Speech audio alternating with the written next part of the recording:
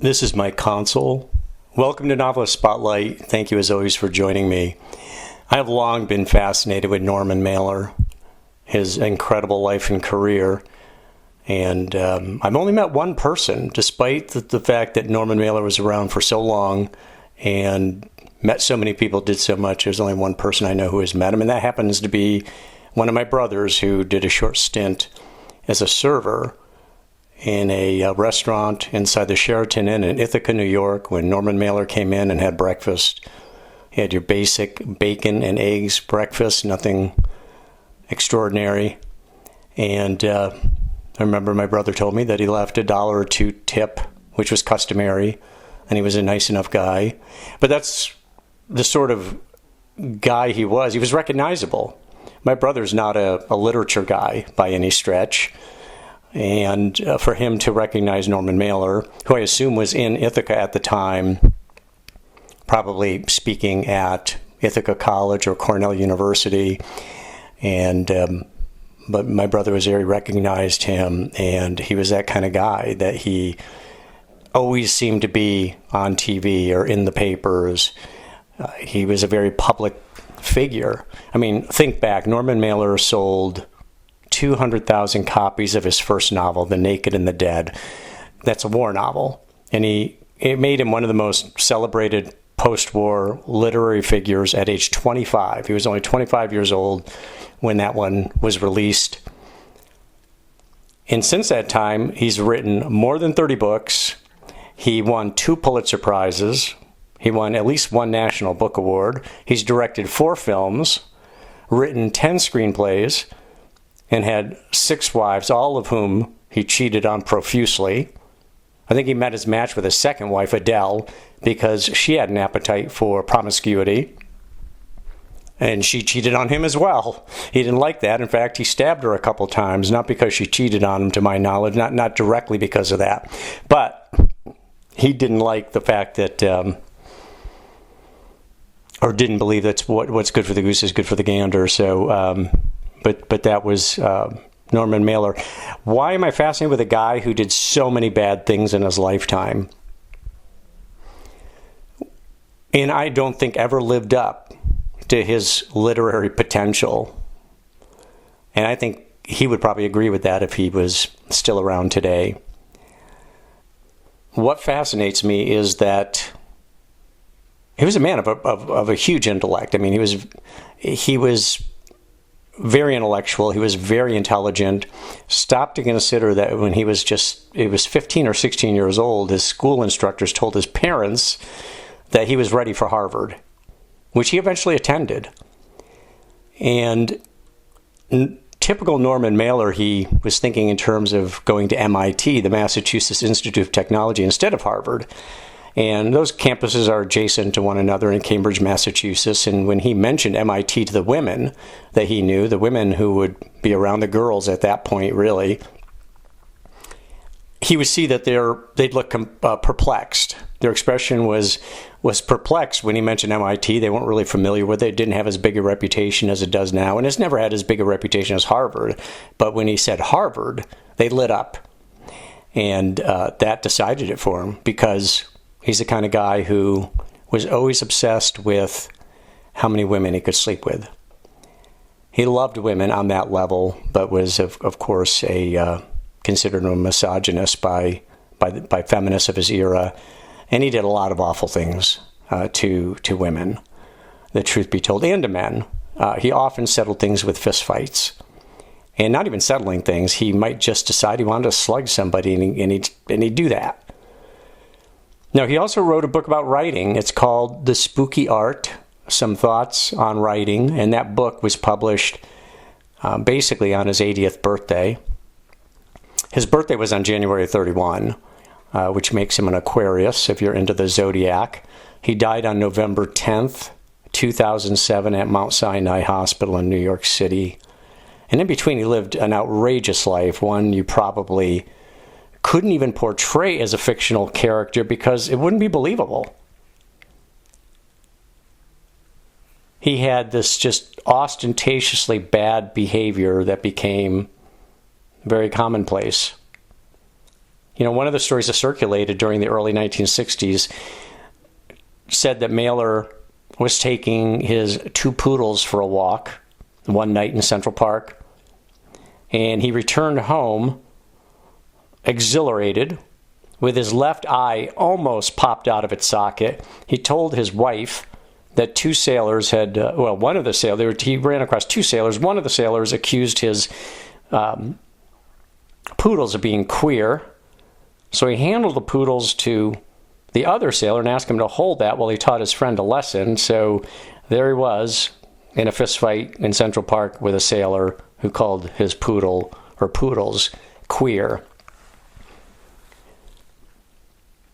On 2 different occasions, Mailer tried to run, he did run and tried to become mayor of New York City. His first attempt was in 1960, got no further than the inaugural party lunch for the campaign, along with the standard assembly of political bigwigs and so on, and journalists. Mailer invited a lot of these people. Well, he also invited a lot of the city's disenfranchised people, homeless people, drunks, people with criminal records, who he had met doing his research, mostly in bars for the campaign, and the less fashionable parts of the metropolitan area. And these were the kinds of people whose interests he claimed to represent. But at the party, most seemed more interested in the free drinks that were available. Several fights broke out. Often, Mailer was involved in those fights, and in the early hours, he ended up staggering, bloodied, into the kitchen, and that's when he stabbed his second wife, Adele. I think I have this timeline correct. He stabbed her twice with a knife, nearly killed her. And one biographer said his motive remains open to speculation since all the witnesses were drunk. So Adele required emergency surgery. One of the wounds, because he stabbed her more than once, I think he stabbed her twice, and one of the wounds came within a fraction of an inch of her heart. But she ended up refusing to press charges. Now, Mailer ended up pleading guilty to a minor charge of assault and was given a suspended sentence. I guess, the city ended up pressing charges, even though the wife wouldn't. He pleaded guilty to something minor. But this is part of the fascination. Here he goes and stabs his wife twice. The wife he's been cheating on, she knew all about it. She was cheating on him, and still she sticks with him. So 1969 rolls around. He runs for mayor again. And he finished 4th in a field of 5 people. So his campaign platform consisted of a lot of bizarre things, one of which was turning New York City into the 51st state. Private automobiles would be banned from the streets of Manhattan, and residents would instead have free use of communal bicycles. And nonprofit markets would sell fresh vegetables grown in farms surrounding the city. Some of which sounds great, but completely impractical in a city like New York. Not sounding like a serious political candidate. In fact, he was accused of never being really serious in his runs for mayor. He just used it as a publicity platform for himself. He loved the attention. He loved being surrounded by people of power. He thought of himself as a person of power. Loved being surrounded by women, and he always wanted to sleep with them. Now, one of his biographers, Richard Bradford, whose book I'm just finishing reading, and I recommend it. It's in the episode notes if you'd like to get your hands on it. I've just been devouring it. It's very good. So Richard Bradford observed that, I love the way he phrased this, like most of Mailer's visionary enterprises, zealotry was matched by farce. And that's very much the story of Mailer's life. His life was just full of flights of fancy, and one of those flights of fancy was when Norman Mailer proposed that every month, this is while running for mayor, every month would contain one sweet Sunday during which electricity would be shut off. Any wonder why he didn't win? Of course, like I said, it was not a serious campaign. The second time he ran with Jimmy Breslin on the ticket, the New York Daily News columnist, a very famous columnist for the New York Daily News, also a novelist as well. So the 3 novels to get to his writing, the 3 novels that he's most proud of. And by the way, Norman Mailer admits he's never written a great novel. He says he's written some very good ones, but never a great one, and that's what he most wanted to do before he died, and never really accomplished it. But the 3 novels that he was most proud of, the 3 that he felt like stood the test of time, would stand the test of time, was Harlot's Ghost. That's a 1,300-page novel about the CIA and spy work, written towards the end of his career. The Executioner's Song, which is a true life novel, was written and actually labeled a true novel about the life of Gary Gilmore. If you remember Gary Gilmore, he was a serial killer. He had shot several people. Utah law enforcement authorities got a hold of him. He insisted that he receive the death penalty, and he insisted that it be a firing squad. And he called the authorities in Utah gutless, cowards, because they wouldn't put him to death in that way. Eventually he got his wish, though, and he was given the not only the death penalty, but was killed by firing squad. The other of his 3 novels, the third novel that he was most proud of and that he feels could stand the test of time, was Ancient Evenings. Ancient Evenings was set in Egypt, and some critics loved it. One critic even said best English language novel since 1939. While others said it was a mess. But Norman liked it. He said, if anything will last, if any of my books will last 100 years from now, will still be remembered, those 3 will be more than The Naked and the Dead, which is really the book that his first novel and the one that exploded him on the scene and he became famous for. Everything he wrote after that, people wanted to read. People who were committed to literature and the big players in literature, they wanted to read it, even though his fiction writing was very uneven. He had certain books that were just a mess and others that were very good. The Executioner's Song won the Pulitzer Prize. He also wrote a book called The Armies of the Night, another basically true life novel about the 100,000 people who went to protest the Vietnam War at I forget if it was CIA headquarters or the Pentagon, but he wrote the book that won the Pulitzer Prize about that. Norman Mailer was best when he was mixing his journalism with his fiction writing, where he wasn't constrained. He liked doing the reporting, he liked the facts, but he didn't want to be constrained by those facts necessarily.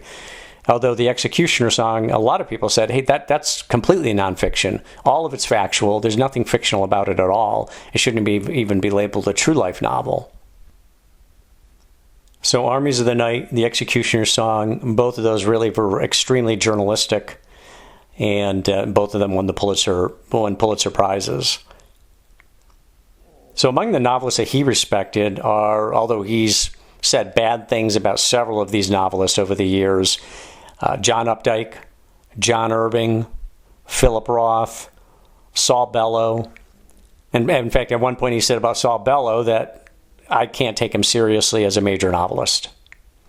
William Kennedy, Larry McMurtry, and the great Don DeLillo, among others. And he was certainly influenced by Ernest Hemingway. He said, I didn't pattern myself after Ernest Hemingway, but I was certainly influenced by him. I got to tell you, though, he sounds like he patterned his life after Ernest Hemingway. He was a brawler, a drinker, and he was obsessed with masculinity and sex and such things.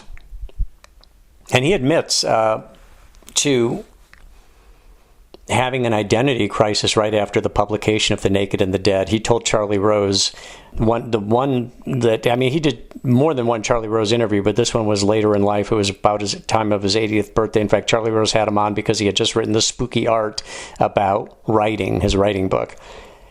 And he told Charlie Rose, he said, I was a simple kid, didn't know what the hell things were about, didn't know how to behave. When you don't know how to behave, you're having an identity crisis. End quote. He also told him, I always wanted to write a great novel. I've written some very good novels. The difference is a great novel changes people's lives. Never managed to do that. But, like I said, I've been obsessed with Norman Mailer and his writing for a long time. I haven't read a great deal of his stuff, but I read Tough Guys Don't Dance, which I think he labeled as his worst novel he's ever written, although some would argue with that. I read The Executioner's Song, and so on. The general fiction out there, he said, is kind of like McDonald's food. We have this huge equivalent of McDonald's food in the literary world, which is a certain kind of bestseller, even a huge bestseller whose taste you can detect in advance, just made for the masses, nothing that's going to change anybody's life, but people enjoy eating it, or reading it in this case. And I got to tell you, The Naked and the Dead, even though Norman Mailer doesn't say that's one of the novels that will stand the test of time, it was acclaimed not so much for its intrinsic qualities, but rather because it launched this brutally realistic subgenre of military fiction, and it was said that Catch-22 and MASH would never have existed if not for The Naked and the Dead. That's what launched those two novels. And some of the other books that he wrote had to do with topics such as Marilyn Monroe, the so-called Rumble in the Jungle. That was the fight between Muhammad Ali and George Foreman in Zaire, Africa. After The Naked and the Dead, he came out with his second novel called The Deer Park, which was thinly veiled, a novel of a thinly veiled story about Palm Springs, California, although he called it Desert Dior, a fictional place in the desert where the Hollywood elite would go and battle among their egos, have promiscuous sex. It was widely panned by the critics, and he went a 10-year period without writing any novels. And that was early in his career. I think he got a little bit disenchanted by things. And the truth is, he had so many interests. He was interested in a lot of things, which brought him into movie making, screenplay writing. He directed films, as I said. He also wrote screenplays. He wrote another book called The White Negro. By the way, that Rumble in the Jungle, the Ali versus Foreman book that he wrote, is called The Fight. He also did one called Oswald's Tale, which has to do with Lee Harvey Oswald, the assassination of John Kennedy. He did a strange one called Advertisements for Myself. A lot of his books were strange, though. The frustrating thing is that he had so much talent, and he never seemed to fully develop that. He was too busy with a lot of other things, fighting with women, fighting with men, physically fighting with men, physically hitting women at times. He was a drinker. There was the marijuana in his life. He experimented with hallucinogenic drugs. It's the kind of thing where you really don't allow yourself to, well, let me put it this way.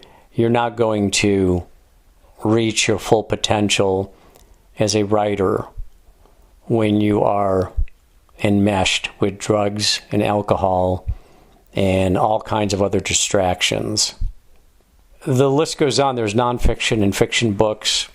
Despite the fact that Norman Mailer's work was really very poor at times, he must have had a tremendous agent because he got some great book deals.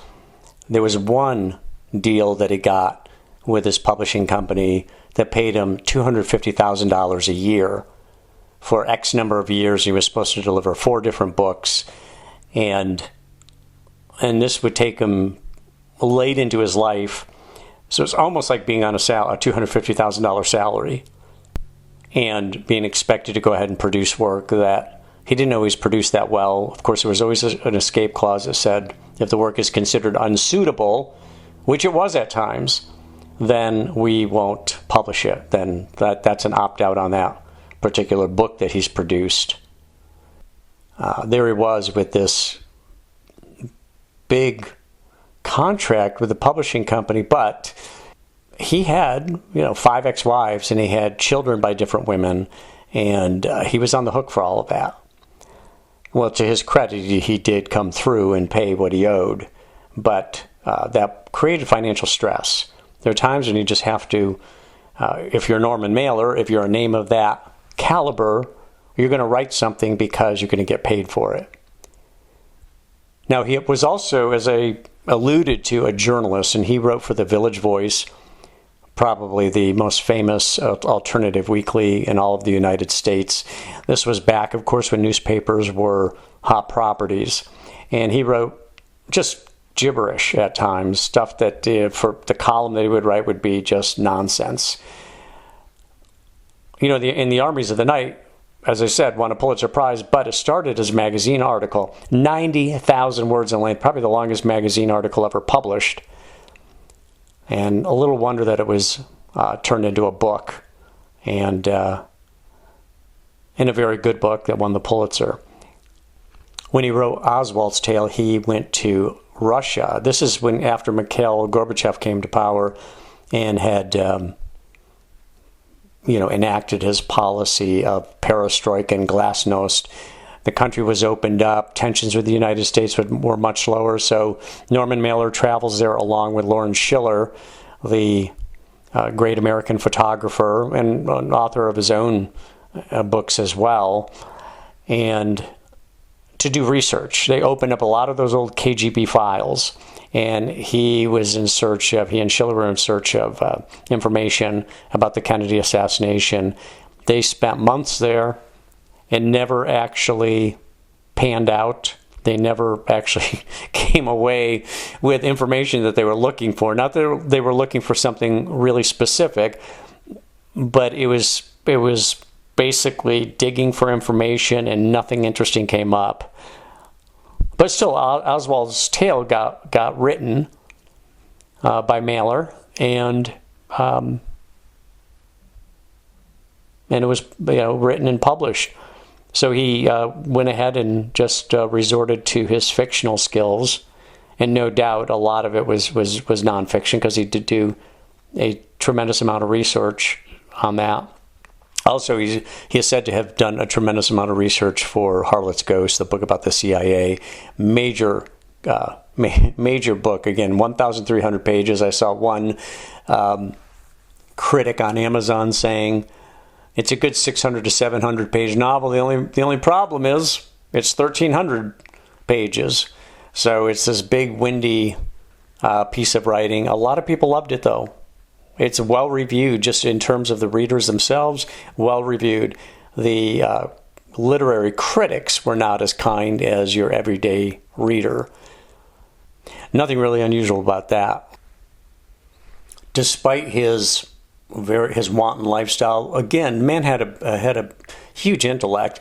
If you watch him on Firing Line, debating with William F. Buckley, listen to him on the Charlie Rose interviews, if you listen to him debate Gore Vidal, you hear very clearly that the man is intelligent and he knows what he's talking about. He's researched things thoroughly. He's got a compendium of knowledge. But it never, I won't say never, it didn't translate to the written page as well as it should have. And certainly his lifestyle was one that was, many people would consider antithetical to a person of great intellect. So that's it. Obviously, my fascination with Norman Mailer didn't die at the time of his death. I still find the guy really interesting, and some of you, I'm sure, do too. It might be time to kind of dust off the bookshelf and see if you've got any Norman Mailer there. Maybe buy something from him. May Norman Mailer rest in peace. He will not soon be forgotten for good and bad reasons. As always, thank you for listening. For Novelist Spotlight, I'm Mike Consell.